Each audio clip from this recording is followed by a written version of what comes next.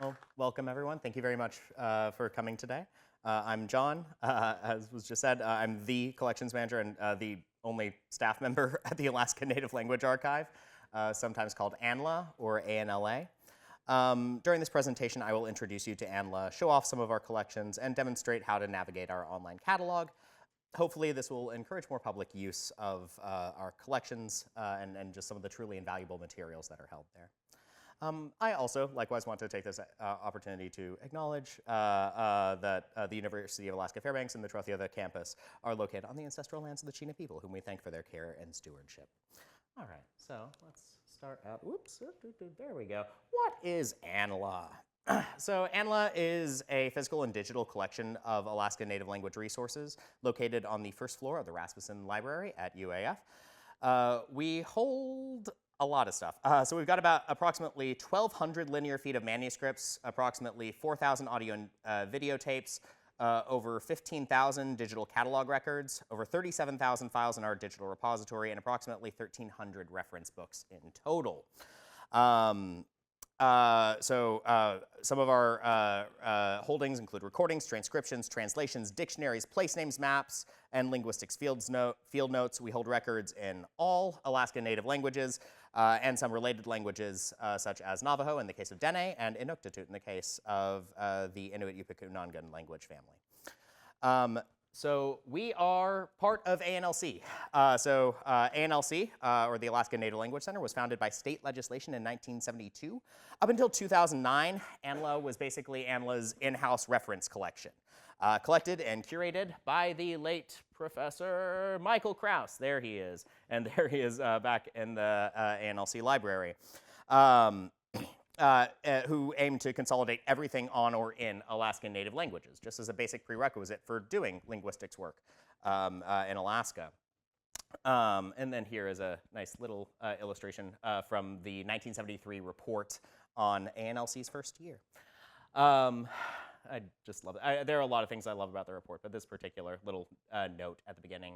ANLC of the University of Alaska has begun to meet a crucial demand, the demand of Alaska's Native people for cultural equality, for the right and means to maintain their own languages, the very foundation of their culture and identity. Today, in order to support ANLC's mission of documenting, promoting, cultivating, and revitalizing the Alaska Native languages and culture, the archive houses documentation of the various Native languages of Alaska and helps to preserve and cultivate this unique heritage for future generations. As the premier repository worldwide for information relating to the Native languages of Alaska, ANLA is responsible for conserving and facilitating access to the documentation and resources on Alaska's 23 recognized Native languages, including through partnerships with Native organizations across the state.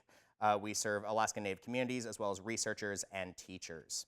And really, any public member who is interested in this collection. So what's available? We've got published and unpublished materials. We've got original records, including linguistic field notes and audio and video recordings. Here's just like a nice little illustration of our stacks back there, some of the manuscript collections, as well as some lexical cards from Dr. Kaplan right here in the front. Hey, Jerry. Just kind of illustrating some of the materials that we have. Lots and lots of lexical cards because of all the work that was done by ANLC over the years of producing dictionaries, grammars, other descriptive materials. Got lots of recordings. As I said before, we've got about 4,000 audio and videotapes. So we've got reel-to-reel as well as original cassettes. Of the cataloged ones, I would say about 2/3 to 3/4 are digitized. And then also recently, thanks to a partnership with TCC, we are getting a lot of our over 1,000 of our backlog digitized externally, which is going to aid in the just basic cataloging and maintenance of those materials. We have books. We've got contemporary and older, rarer materials. So on the second floor of Rasmuson Library, we have a research collection, or like a reference collection of published materials that are either related to things that are featured in ANLA, such as old ANLC publications, things of that nature, as well as in our office we've got rare books. So we've got this is some of the some materials that came to us via Knut Bergsland, who was a Norwegian linguist who worked extensively on Unangam Tenu, as well as other IYU languages. As well as just other historical, like ethnographic reports, dictionaries, things from the Smithsonian, et cetera. Just a lot of materials consolidated in this one collection. So the collection also includes important documentation of the development of literacy and education in Alaska Native languages, including the development of writing systems, lesson plans, and educational materials. It is not just of linguistic interest, but also of educational and historical interest as well. Here is also another lovely example of some of the old hardware that we have here. We have the EAC typewriter that Dr. Krause modified to type in EAC, to type the first EAC dictionary here from 1970. Here's just like a little excerpt. You can see some of the special characters that were used that were modified. Basically, it was made to type in a modified IPA, or International Phonetic Alphabet, circa 1970. So lots of interesting things. Just again, if you were interested at all in the history of the publication and writing and production of materials in various Alaska Native languages, this is going to be the most authoritative source record that you're going to find of those materials. Why does ANLA matter? This is a big thing that I'm going to be revisiting a little bit at the end. So on a certain level, it is ANLC's institutional memory of all the work that has been done over the last 50 plus years. All the scholarship, all the records, the field notes, everything like that, as well as some of the conversations that have happened. One thing that I like to point out is that there are sometimes interesting ideological discussions in some of the editorial correspondences that happen, right? There's a really fascinating discussion I saw between Tom Alton, the editor at the time, and Siri Tuttle about the publication of her Lower Tanana dictionary, and a small little note about whether it was appropriate to include the Lord's Prayer at the beginning of it, which had been requested by the elders in Bonte and Lower Tanana, and just sort of the discussion about that. There are these interesting accessible debates that are available through the archival record that are, I think, of tremendous interest to sociolinguists, to anthropologists, to anyone who is really interested in these types of materials and how they get made.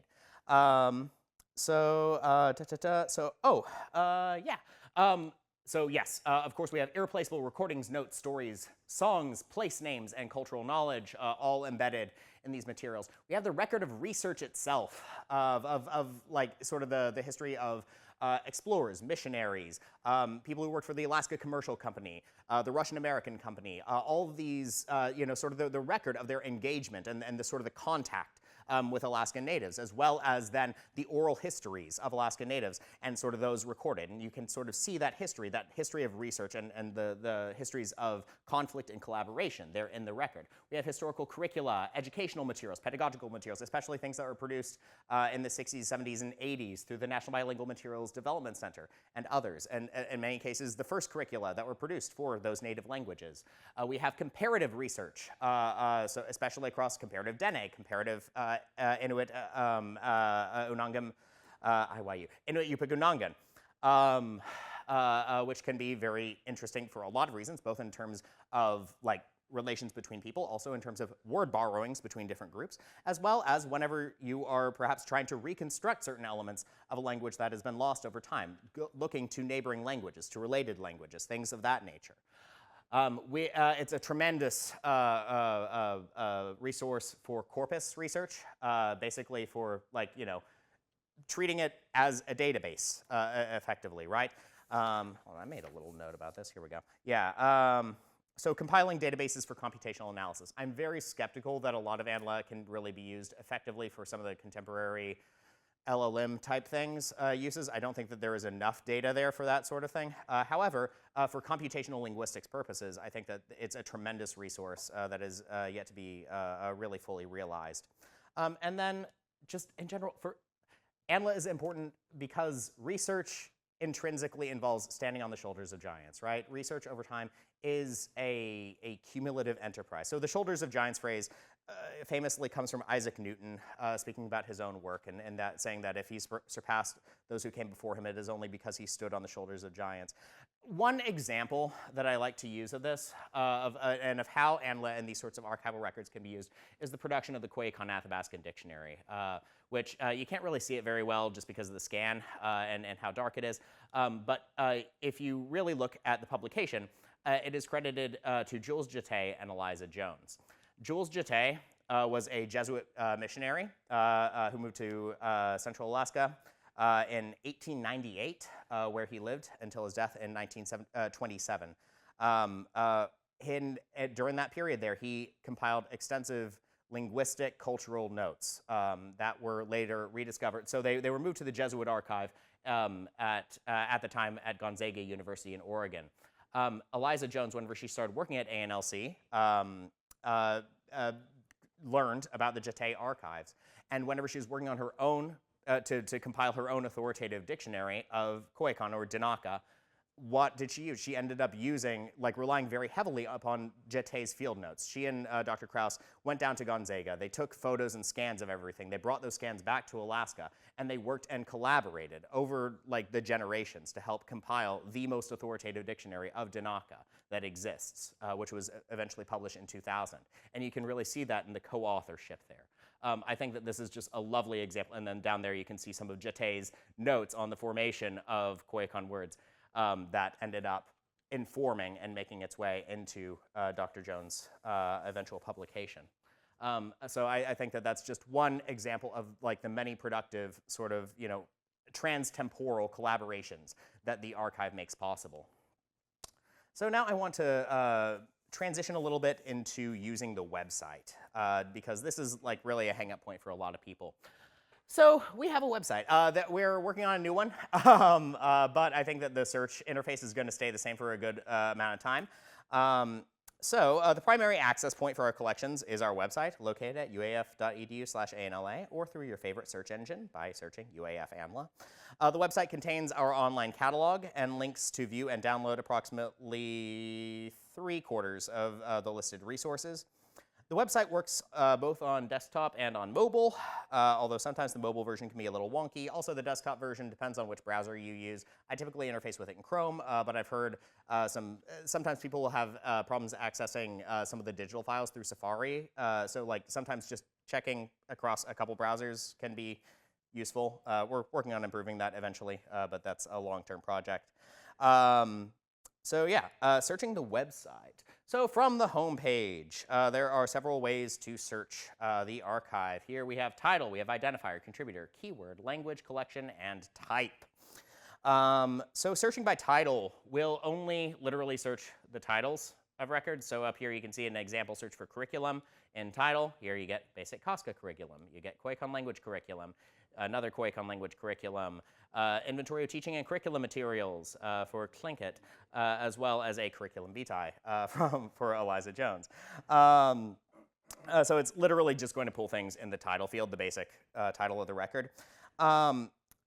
Contributor refers, okay, so here's identifier. We're going to return to identifier in a little bit.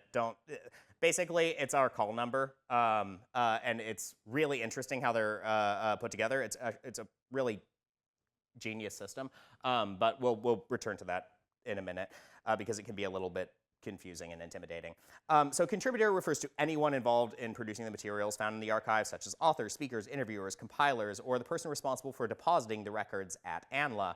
You can search by first name, last name, first name, or just last name in general. So here I did a few examples. Edna McLean, comma, Edna, McLean, and actually you can see a few different results here. So you get 129 results for Edna McLean, you get 129 results for McLean's, comma, Edna, and then 139 results just for McLean because that's going to be more inclusive and you're going to get other people with that last name. But for the time being, you can only search for one contributor at a time. Again, hopefully to be improved in the future. And also I would recommend when you are searching contributors to use the keyword field down here. So the keyword field is the closest thing that we have to a general search. So it searches the titles of records as well as any descriptions that we have in the catalog. For example, searching curriculum as we did before in the title. So here we get 89 results. You are getting some of them in the title field, but also, hey, look, this one up here, Ralph Maud, Correspondence and Bibliography. There's no curriculum in the title there. You click the identifier there, the blue text, and you go into the resource details page, and you can see here in the description, correspondence between Ralph Maud and Michael Krauss, a review of 2 of his books, The Salish People, and a guide to British Columbian Indian myth and legend, and a curriculum vitae. So that's the curriculum that it pulled, right? So you're pulling from generally the description field. And this is something I'll say, whenever you're searching for contributors, especially whenever you're searching for speakers, also try them like in the keyword field sometimes. So for example, if you have like a book of field notes that includes sections from 30 different speakers, sometimes just because of the way that our system works, they don't all make it into the contributor field, but they will often, especially in the case of, for example, Dr. Carey's field notes, he has very good indices of like what speakers are featured on which pages, and those typically make it into the description field. So that's just like a little bit of a more thorough search. You can try a last name, you know, both in the contributor field and in the keyword field separately. Yeah, and Jim is passing around one of the historical catalogs that was made of the collection. The identifier system here worked at a particular language, and they're chronological from the earliest source on Koyukon, or Gwich'in, say in the 19th century. But each language begins with its oldest sources, and it's really incredible. This came out in 1980. And this was like the original ANC library at the time, so it's really quite definitive for what was there in 79, 80. Precisely, yes, and so we're... It was called the ANC library. Right, and we'll be getting a bit more into the identifiers here in a minute. But next, I just want to cover a little bit more. Okay, yeah, so we got the keyword search. Then I want to focus on the language search. Here we've got a drop-down menu, just because you do get different terms for the same language, right? You could look at Yupik, Central Alaskan Yupik, Yuktun, you know, et cetera, just to kind of control for that. And in general, we're talking about the subject of the document, not necessarily everything that is written about Yupik is going to be in Yupik, but they're going to be cataloged. Still, the language field is going to refer to the subject that is going to be pulled. So here I did one example, just generally a language search for Ahtna, and here pulls 430 results. And here you get some De Laguna Ahtna field notes. Down here you can see this Ahtna field recordings, which is also, I believe, was the AT954DM. Yeah, so it's De Laguna, and who would her collaborator have been? There, Jim? McClellan. Thank you. Awesome. And you can see down here across, so that it's going to include sources in Ahtna, English. Really, we should eliminate English because that's, but then also Southern Tuchoni. And then down here also Ahtna, comparative Athabascan. And then down here we get another one that's just an Ahtna. But it's going to be an inclusive search. Also, we have collection searches.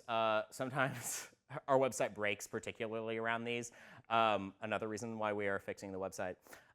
But you can see down here we do have certain established collections that can be searched. So for example, the Lucier collection, which refers to a lot of things that were created by Charles Lucier, who I believe was working for the Museum of the North at the time in like the 1950s, who did some Iñipiaq recordings on reel-to-reel back, yeah, in the 50s. And so here you can search for the Lucier collection, and you get these reels, reel 4, reel 3, reel 2, reel 1B, etc. And then also, you can search by type. You can filter by type. So we've got filters for text or audio or both.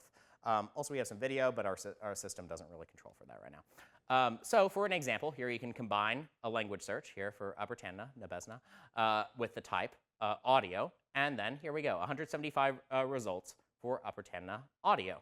And here we are going to get a lot of Olga Levick recordings here at the front, who's a linguist who has worked extensively with Upper Tanna, especially recently here. These were in 2018. And here you have the names of the speakers with whom she worked, who are both present in the contributor field and in the title, and then also probably in the description.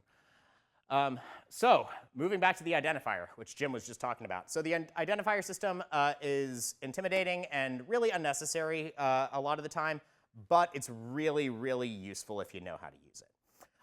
So the identifier has 3.5 main elements, right? So first of all, there is the language code. So for example, on this one record, this Yupik grammar materials from Irene Reed, CY is the first element, the language code, which refers to central UPIC. Then you have a combination of digits and a letter, which refers to basically the linguist or the primary creator and the year that they started working in the language, right? So Irene Reed first started working on central UPIC in 1961. So all of Irene Reed's materials in UPIC are going to contain the identifier CY961R in general. It just eliminates the 1 because everything is going to have the 1, pretty much, all of the legacy records, right? So CY961R. And maybe there will be a different one for if you were working with, for example, Irene Reed's materials on a LUTIC. I forgot what her identifier is for that. But those are going to be SU, let's say, 965R or something like that if she started working on a LUTIC in 1965, right? And then finally, you have the date of the record itself, 1974. So that here, CY961R, 1974, is UPIC grammar materials. Here you get the description, TypeScript, copies of materials developed for classroom use, teaching UPIC grammar, phonics, consonant clusters in 2 folders by primarily Irene Reed, as well as with Sophie Shield-Matunoli and Joseph Coolidge. But Irene Reed being the primary contributor, especially for folks who worked at ANLC. They're typically going to be the ones who are there on the identifier. What this does, as Jim was just pointing out, if you go through the bibliography, is that when you're shelf reading these, it basically is a history of the documentation of the various languages, right? So they're broken apart by language, right? You get CY, or like, let's say, for a LUTIC, SU for Sukhopiak. And then because they all have the 1, that gets cut off, you have the years that they started working on that, the various people, and then you have the letter, and then so it breaks apart by the contributor, and then it sorts by the year of the record, such that whenever you are just looking at the shelf, it does read as this like chronological history of linguistics work, basically, across the different languages. And it's a really ingenious system. Again, like because we have closed stacks these days, it's not really used that often, except unless you're working with our reference collection on the 2nd floor. But it really is a really impressive system if you're interested in like seeing how, what giants the previous generations whose shoulders they stood on, right? Like to sort of see the accumulation of knowledge and work over time. So the identifier field can be used really innovatively sometimes. So for example, like we don't have a date field here. Again, a problem with the system. We're working on it. But because dates are included in the identifier field, you can just kind of search the 1999 there, right, for example, or like the 1974 or whatever. And here you are getting, hey, look, CY971C 1999. Here we get a TL for Tlingit, 99S 1999. And then G99 for general, H 1999, right? And you're getting those. And then you can combine these different fields in different ways to narrow your search. Or you don't even have to use the full 1999. You can just do 199 and just get things from the 90s, right, et cetera. Especially if you're filtering by language, it's just a really good way to kind of target your searches a little bit more precisely because our system is wonky and it basically, like the order that these appear, basically it depends on in what order they synced through our system, like the computer synced them, which we can't really control and sometimes leads to some kind of random ordering. That's really, the identifiers can be a useful tool. Again, you don't have to use them, they're intimidating, but if you do know how to use them, they're another tool. And then if you want to go back, just click on Alaska Native Language at the archive at the top to return to the home page. So, using our website continued. So you will notice down here next to some of the identifiers, there is a little CD icon. That indicates that there is some sort of attached media in the record. So here I did a keyword search for Aurora. Here it pulls one result for Aurora Borealis in Alaska Native Languages. Here is the identifier, G974 ANLC 1980 for ANLC, which in 1974 in general. So you can just click on the identifier there. And here's the resource details page. Here you get some of the description, you get the title, you get some of the contributors. Undated authors probably include ANLC faculty and staff in the 1970s to 90s. So kind of supposed thing there, probably maybe 1980, I don't know. But then down here at the bottom in files field, you'll see there is a PDF link. And if you click on that, hey, look, there you go. And you have a scan of this one page, just comparative terms for Aurora Borealis across the ANLC languages at the time. Starting with Unangam Tenu, moving on to Alutiiq Tuxton, Central Yupik, St. Lawrence Island Yupik, Inupiaq, Tsimshian, etc. And I just like using this one as an example because it's very accessible, like awesome comparative stuff, and just like really sort of illustrates like the historical utility of having all those experts across different languages in the same place. And also then, I mean, if you're doing this on Chrome, you can go there and you can download it yourself, you can print it out, etc. Right? Like we're not particularly protective of that. In fact, like our approach to conservation is generally multiple copies keep things safe. We want people to download relevant records to them and share them in general. So yeah, and then you can also filter for example, by type. Here we get language. Here I did Yupik, and then type audio, and then here it's pulling 271 results of Yupik audio. Here we get this ANLC, so this is typical audio, uses this identifier system. But you'll notice for this Yupik songs one, there is a little CD icon next to it. So let's go in, click on the ANLC 8170. You get into the resource details page for Yupik songs, and you see, hey, look, it's this cassette with two sides, side A, side B, with America the Beautiful, Alaska Flag Song, Twinkle, Twinkle Little Star, various children's songs, etc., for about 14 minutes and 36 seconds, recorded in 1974. And you see here at the bottom, we have these two WAV files.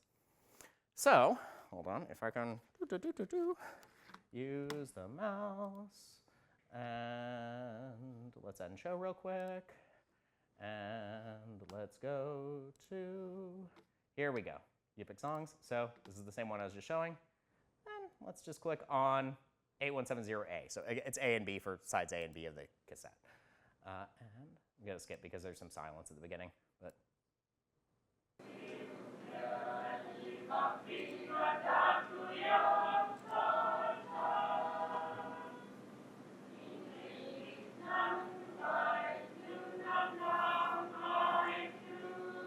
well, that's the Alaska Flag Song. Yeah.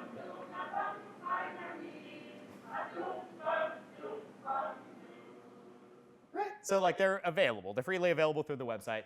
And again, if you're doing it on Chrome at least, you can download it or modify the playback speed. Again, like, you know, it's up there. And so, I mean, it's not just like these formal recordings like Yupik songs. It's also, I mean, a lot of recordings of field sessions, right? So let's just, I'm just going to pull something at random. Audio, oh gosh, lots of non-Wallach. Here we go. Revisions of language learning materials with Father Paul Merkuliev and Susie Merkuliev by Anna Berge. Here we've got a lot of WAV files. Again, the system doesn't let us organize these super great, but there is a file name key if you want it. But let's say, let's go to the F. There should be an FO1 here somewhere. Well, let's just go with FO2. For now. Oh, whoops. Okay. Well, that's a PDF. Here we go. Oh, here we go. FO4.wave.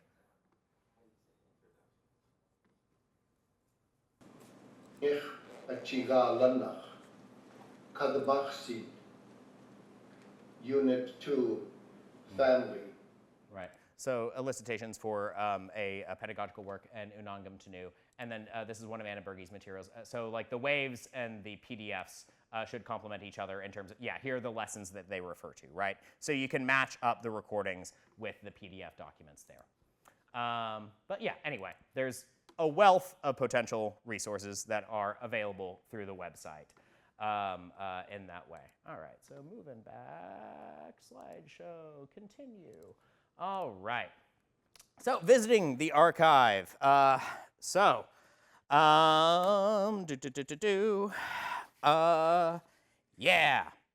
So, okay. So what happens if the document that you want isn't digitized? If it's an audio file, first of all, just like reach out to me. And if it's something relatively simple, I can probably just digitize it for you pretty quickly. If it's a lot, that's maybe a different question, and we can work something out.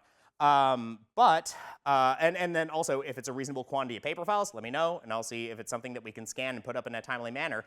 But if you're in Fairbanks, you can also come and visit it. And sometimes that's actually better because sometimes there are like little things on the backs of the paper that maybe didn't get scanned in or something like that. Sometimes just like working with the container and like viewing all the files in context really helps you interpret it. Like interpret someone's shorthand or their handwriting, or just like you realize whenever you're going through the physical files that, hey, this is related to this particular workshop that happened that same month or something like that, right?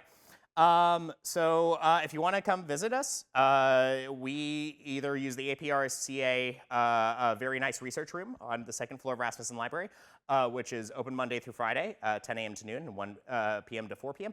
Or you can come visit us in our office on the first floor of the library. Sometimes people are more comfortable with that. Also, we have more flexibility that way. Yeah, also, I'm personally available for consultation during regular work hours. In general, please, like, we're open by appointment. Again, like, there's a lot of stuff going on. Just let me know. And, like, ideally 24 hours ahead of time, but not necessarily. And I'll try to make myself available if I'm not, like, scheduled for another meeting then or something like that, right? Yeah, cool. Also, so here's our contact information, uafanla@alaska.edu. There's our phone number, or me personally, JJ DiCandeloro @alaska.edu.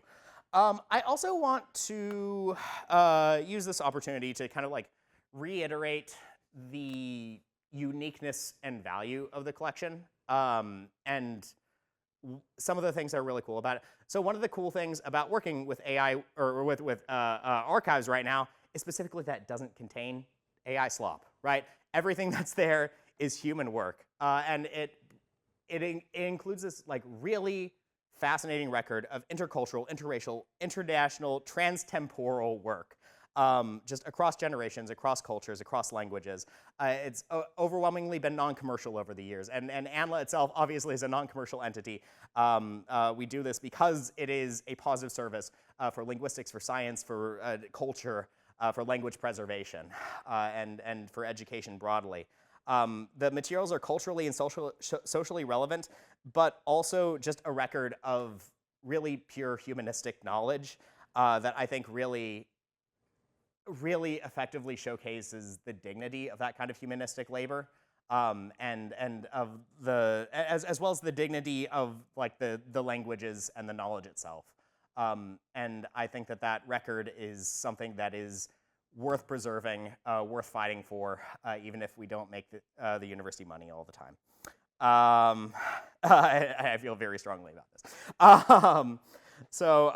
Also, in terms of donations and partnerships, if you ever want to donate materials to ANLA or create a partnership with a local library or archive or cultural organization, please reach out. We've got partnerships with a couple different cultural organizations and archives to back up or facilitate access to culturally valuable materials. Also, a note about content. If in the course of using ANLA's materials you notice anything sensitive that should be corrected, not be publicly available, or deserves additional guidelines and culturally appropriate usage, please let us know. Due to pressing public interest in making native language materials available as resources for language preservation, revitalization, and research, the archive prefers to digitize as much as we can. However, we want to ensure that everything is done in a respectful and appropriate manner that honors the languages and speakers. So please don't be a stranger. We're open for collaboration. Yeah, and there's our contact information. Masi Kuyana Gunalchish Sinan Kasakun Kuyanak Anabasi, etc. Thank you for your time. And please take the survey.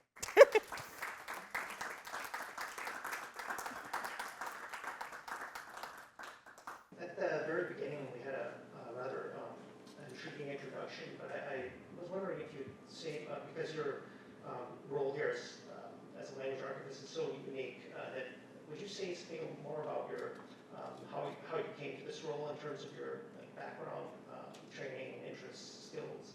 Sure. Yeah. So I've studied a lot of languages. I'm really good at like getting like a foot deep into a bunch of different languages without like ever really getting super confident in my ability in one. So I mean, like I took a look. I grew up in Oklahoma.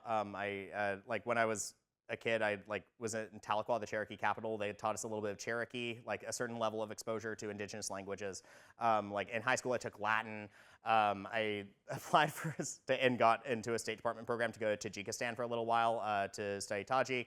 I took a little bit of Arabic in college. Then I did Peace Corps in Georgia, where I taught English. And that's by far, in terms of foreign languages, Georgian is by far my strongest. And then grad school, I ended up, I did a dual master's in library science and Central Eurasian studies. Where just kind of due to the nature of the materials that were available to me, I ended up getting really into dictionaries and just like historical dictionaries, and end up doing my master's thesis as kind of a comparative study of, and kind of comparative critical bibliography of dictionaries published in Georgian and Tajik during the late Russian Empire. And found when I was searching for jobs that that's surprisingly relevant to Alaska. So especially whenever I'd worked with, I'd started learning some Russian and working with some of the Russian bibliographic records. Yeah, surprisingly relevant, really interesting. I find like also working with like historical lexicographers, they tend to be really interesting people a lot of the time. Of course, you get like very diverse personages and things like that, but especially for like doing lexicography in the old days, like the dedication and the work that's needed, and especially like the kind of empathetic work that's really needed to effectively collaborate is really fascinating, and you encounter some really interesting characters. You mentioned also that you did Shakespeare, and you're a wonderful communicator. Thank you. Hi, John. Thank you for presenting that. I have a question, and it might be, I don't know if I'll word it right, but I'll give it a go. This is the Alaska Native Language Archive, or ANLA, but languages are not defined by modern borders. And I'm wondering if you could speak about that in terms of how Alaska Native languages cross over the border of Alaska, and maybe if you have knowledge or insight into whether any languages from Russia might have had an impact on the way that native languages develop also. Or if I'm putting you on the spot, which I'm sorry if that's the case. There's definitely a lot of relevant resources there. I'm not sufficiently confident in my own linguistics background to answer those authoritatively. I mean, in terms of cross-border connections, absolutely can't. Like Gwich'in, clearly, yes, Canadian Gwich'in, American Gwich'in, also with Haida, with Canadian and American Haida, very clear, huh? And Inupiaq, yep, absolutely, Inupiaq. And of course, the Comparative Eskimo Dictionary is a fantastic resource on some of those connections across the Escaliotor, Inuit, Yupik, Unangan languages. And then also, we have a lot of materials from Russia and from the Soviet Union, including a lot of materials on Siberian Yupik, on St. Lawrence Island Yupik, as well as on local forms of Yupik spoken, or historically spoken, in eastern Siberia. So now Kansky, Sierniksky. Yeah, and we have a lot of, and historically, ANLC had a lot of collaboration with Russian partners. And so there was a lot of comparative work that was done. Also, a lot of Russian materials that were brought back, including Soviet materials, that were brought back from Kraus, or by Kraus, or either like copies, or in some cases, like originals were sent off to us, and that are now contained in ANLA. And yeah, there's a lot of, I mean, last week there were Andrei Kubrick, Mira Bergelson, and others were here from the Russian Academy of Sciences, showing off some of their research, especially on Mira Bergelson's researches on Alaskan Russian Creoles, and was showing some of the, Denina loans that have been integrated into into Alaskan Russian, and so on and so forth. So I mean, those connections are absolutely there. And then there are also historical connections. I mean, like Anna Berge's research lately is focused on loans from Eyak that have made their way into Unangan Tanu over the years, which they're not directly related languages. And it indicates perhaps like historical contact, some prehistorical context, things like that. The loans and the comparative research is really rich and really interesting. But in terms of like specific loans from Russian into Alaskan Native languages, I think Jim could speak some about Denina. And then I know for certain in Unangan Tanu and Kodiak Lutic there are some. I can't quantify them. So if we don't want to digitize tapes that are already digitized, those are called unintended duplicates, and it can bankrupt, and we can't create different records for the same audio recording. And I have examples with Middle Tanana that for Bessie Barnabas, and we have everything that she'd done, but there had been different dupes that had them in different orders. And I hired this guy at the basement of McCafferty's to go through a bunch of these because I wasn't sure completely what the originals were. And then we never corrected that within the archive when I was fresh on it. And so there's a bunch of, and she was an incredible speaker. In Middletown, I've mentioned this many times, the smallest languages, we have an ethical obligation to optimize those. And there's lots of work that can be done with the languages that have no speakers. And again, there's beautiful collections of Hester Eban or for Toklat dialect of Lordtown, Maritime. And it is the dedicated learners that have to be mentored to be able to do this, because even once a language's audio is intricate enough to work with it, that like it isn't just that. Well, also you see Olga Lubbock having all those digital clips, and they're all identified, and this is digital recording. That's the best and one of the only cases of a digital audio collection extensively. Basically, these handheld recorders and telephone recordings are notoriously ephemeral and are not pulled together very often. People don't know how to set the proper name and date for the files. But these are working with the archive. It is actually should be a field of study. And I must say, John is so talented, and he's as a single person there. He you get the impression he needs a staff of 4 or 5 people. And in fact, I think the overlaps with the library and ANLC need to be emphasized, especially when you look at the oral history collection where that position was recently vacated. And of course, there's some native languages over there that's not at ANLC. We have other collections like the BIA collections that a lot of people are interested in there in Anchorage, which are on maps and coordinated with maps. And so all of this is fundable. This is highly fundable.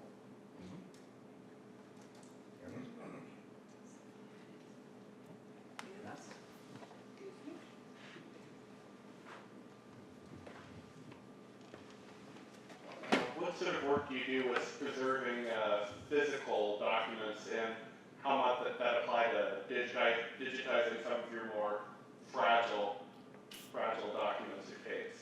There you go. Yeah. So, yeah. I mean, we've got things in acid-free containers. In theory, in a protected space, although the humidity regulation is not ideal.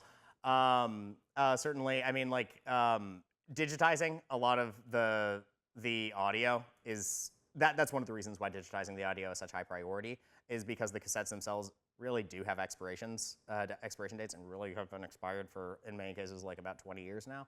And I mean, they have playback, but also like whenever people come in, sometimes they want to listen to a cassette personally. Like we try to, if we're going to do playback, it's going to be for the purpose of digitization, right? So like that initial playback, just in case that is the last time that cassette runs, just in case that is when it snaps.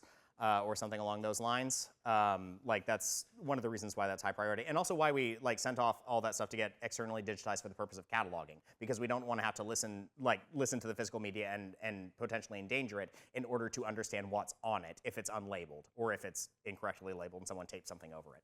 right? And so on and so forth. So like our general approach to preservation, like yes, like we do go through the standard process of like refoldering things into acid-free containers and so on, and like also making scans of especially those things on the yellow legal pads, which are highly acidic and probably don't have the longest lifespan themselves. Creating those digital copies is part of our general approach of, you know, multiple copies keep things safe. And also why we encourage people to download and you know, like circulate those materials among interested learners and native communities, and especially people like, you know, if there's like a transcript of someone's grandpa or something like that, like please, like let's get that out there. And like at the end of the day, you know, in 200 years, I mean, just making sure that the stuff remains in circulation, remains relevant is kind of our general approach to preservation. Long-term preservation, at least. Thank you, John. My name is Diana. I'm a PhD student visiting from the University of Arizona, originally from Russia. You mentioned that you work in collaboration with TCC, digitalizing some of the records. Yes. Would you tell more about that and also maybe other collaborations with Native organizations in Fairbanks specifically? Absolutely. Yeah, so since I've been here, TCC has definitely been our most fruitful collaboration. Like, I was hired via TCC grant that Jason Harris had helped collaborate with. Because for a while there, ANLA had no staffing from, I believe, 2019 to 2021. It was completely unstaffed, partly due to the university hiring freeze, but also through Jason's work with TCC, they were able to, and his ongoing work with the archive, they were able to write this grant, in general, like focusing on on making the archives more accessible, and part of that involved hiring a collections manager. And thankfully, we were able to turn that into a permanent position, or I mean, it's year to year, but like generally like an established position that's funded by the university. But since then, they've had some more money on those grants. A lot of these were COVID era ones, like that had involved like elements of field work that they just weren't able to accomplish during COVID because of COVID. So with that money, TCC has been very generous in funding some of our ongoing website work, as well as this mass digitization project for I mean, like really prioritizing TCC region languages, but they're also thankful. I mean, I'd really appreciate Stephanie Hines there in particular, her just kind of cooperativeness and willingness to be like, because she understands the situation. And it's like, yeah, please. So I mean, like, let's prioritize TCC languages, but we're not going to get on you if also there's some non-TCC UPIC involved, et cetera, right? Yeah, TCC has been our big one. I mean, we got some offline backups of various organizations, including like some from the Audna Heritage Foundation, their archive in Copper Center, which is now defunct. But they have, well, coming back. It's coming back. It's being rebranded. Yes. For sure. Yeah, for yeah. Sure. So and it's the best tribal archive in Alaska at this time. Yeah, absolutely. And they're learning that through the De Laguna collection being distributed recently. Excellent. And it's on an external drive, and a person of Ottoman descent or upper Tanana descent can have those files by the guidelines from American Philosophical Society. And this is a very prestigious archive itself in Philadelphia. Yeah, absolutely. So that's another example. Or also Benjamin Franklin, you know. Exactly. Yeah, or another example of collaboration is working with Jerry Lipka on the Math and Cultural Context collection materials, which we're going to have like a kind of dual stewardship thing with BB&C. With Bristol Bay Native Corporation. So yeah, and we've worked on that, and generally trying to make it like as non-binding as possible, because it's very easy to get like kind of in the weeds on like controlling access and things like that. That like we don't, because ANLA has historically had those periods of like non-staffing and things like that. Like we don't want to end up like, you know, end up tying our own, you know, shoelaces together accidentally or something like that, that ends up accidentally impeding access to some of the important materials. But just as much as possible, yeah, like, I mean, especially, you know, we want to work with pretty much every like local organization that is willing to work with us and just draw upon those strengths and help maximize the circulation of these materials among relevant parties. Yeah. John, thank you again for sharing your knowledge with us. It's very interesting. This is the last Discover Alaska lecture of this season. But watch for a little more for 2027. Thank you for coming.